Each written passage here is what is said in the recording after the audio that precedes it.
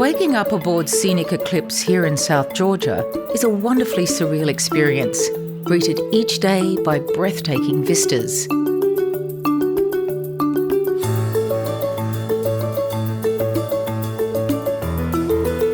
Today's port of call is Fortuna Bay.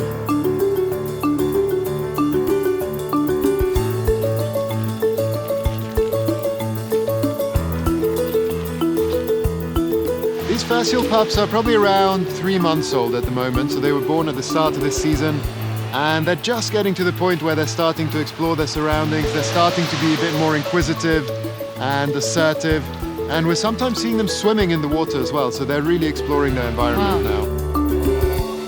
Fortuna Bay sits on South Georgia's northeast coast and takes its name from the first whaling ship to operate in the area.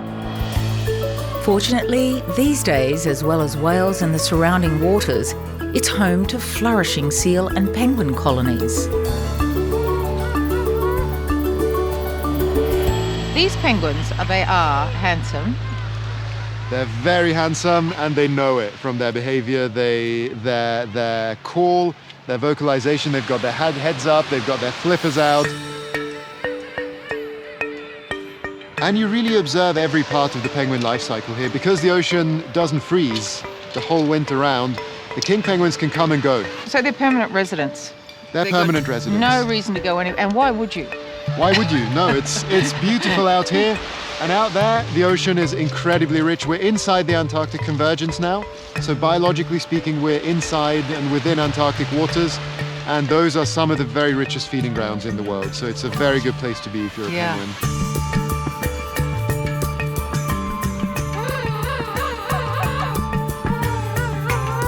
It's a photographer's paradise. I can't stop taking photos. But actually, you know what I'd like to do is just sit here all day, listen to them, watch them, their antics, they're hilarious. Gorgeous little chicks in there, in the huddle. These days, the wildlife on South Georgia is fiercely protected and lives happily without any major land predators.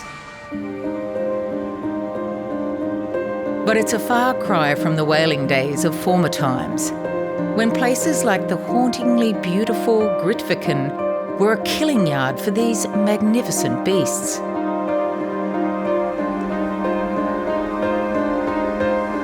The whaling station is a chilling reminder of the heyday of whaling, when up to 25 whales a day were being slaughtered. But today it's a very different story. This whole area is marine protected, yes you, and it's a testimony to what nature can do when it's left alone.